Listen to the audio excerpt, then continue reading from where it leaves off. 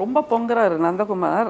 அவர் வெளி மாநிலங்களுக்கெல்லாம் போய் பார்த்துட்டு வராரா என்னன்னு தெரியல. ஏன்னா பிஜேபி ஆளுகின்ற பல ஆண்டுகளாக ஆளுகின்ற அந்த மாநிலங்கள்ல கூட இந்த தமிழ்நாட்டில் இருக்கக்கூடிய வளர்ச்சி இல்ல. தமிழ்நாட்டின் வளர்ச்சியை உங்ககிட்ட வரும்போது பேசுங்கண்ணே. நீங்க கொஞ்சம் நடக்கணுமான்னு கேட்க. சரி ஒரு நிமிஷம் சார், நீங்க பேச வேண்டியதெல்லாம் பேசிருங்க. இல்ல வெளி மாநிலத்தில் நடந்துட்டா இங்கேயும் நடக்கிறோம். அப்போ வெளி மாநிலத்தில் நடந்திருக்கிறது இங்கேயும் நடந்திருக்கிறது ஒத்துக்கிடுங்க. சார் கம்பேரிட்டிவ்ல நீங்க வேற ஒரு இடத்தை விட இங்க ஜாஸ்தியா இருக்குன்னு ஒரு சார்ஜ் பண்ணும்போது, ஒரு குற்றச்சாட்டுல சார்ஜ் பண்ணும்போது இவங்களை சொல்லக்கூடிய குற்றச்சாட்டுல சார்ஜ் பண்ண கூடாது. அதாவது இவங்களை பொறுத்த வரைக்கும் இவங்க செஞ்சுட்டா அது வந்து சலவை கிடையாது.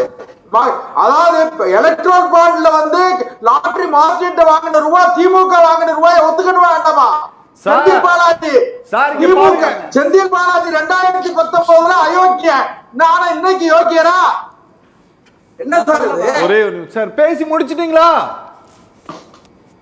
இல்ல, அமித்ஷா வந்து 39,975 கோடி ரூபாய் ஊழல் செய்ததாக, சாராயத்தில் ஊழல் செய்ததாக எப்படி சார் கிடைச்சது அமித்ஷாக்கு?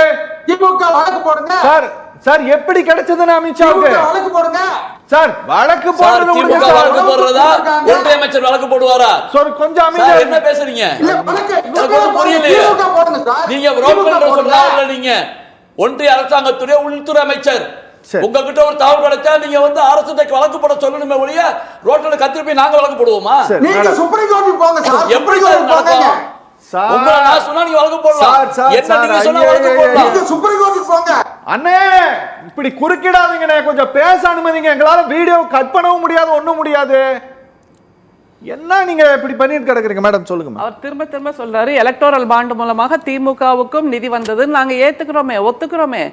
ஆனால் நம்முடைய என்னண்ணே நீங்க இப்படி பண்றீங்க? அப்போ பண்றீங்களா?